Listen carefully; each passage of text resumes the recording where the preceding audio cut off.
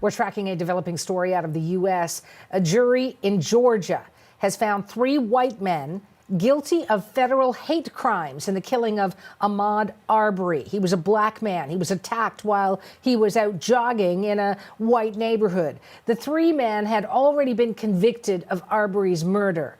Freelance journalist Nick Harper is standing by live right there in Washington. In court, what happened, Nick? Well, so Hannah, these 3 men, Travis McMichael, his father Gregory McMichael, and their neighbour William Bryan, all being found guilty of those federal hate crime charges. Simply put, the jury decided, as the prosecution had laid out, that race and racism was the motivating factor behind that decision as to why they decided to chase Ahmaud Arbery down while he was out jogging, chasing him down in their pickup truck and then shooting him dead. Their defence team said that this was all because they thought he was a suspect in a series of burglaries that had been taking place in the area of Georgia where they lived. The prosecution rubbished those claims. They said that this was all to do with race. These 3 white men saw a black man and decided that they had to kill him. In this trial, we heard how it was called a lynching in the 21st century, that it was racially motivated. They've already been found guilty of his murder. That happened towards the end of last year, but these are federal hate crime charges. As well as serving the life sentence for his murder, they'll likely be sentenced to life in jail as well. And after the verdict, Arbery's mother spoke outside court. She said that it was only a small victory because she said the family would never get victory because Ahmaud is gone forever. So, Hannah. And Nick, just remind me of some of the key evidence the jury was asked to weigh.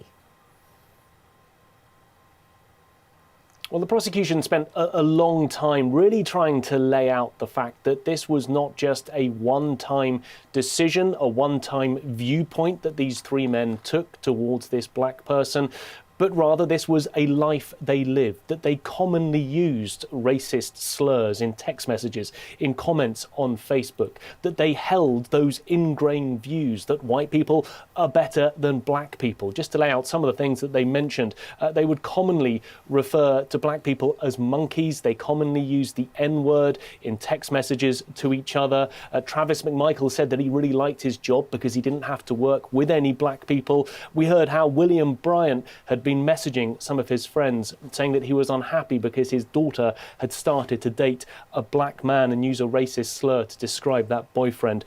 We also heard evidence how in commenting on a Facebook video showing black men, one of the defendants said they should all be shot. This was a common theme, that they wanted to do violence or even kill black people.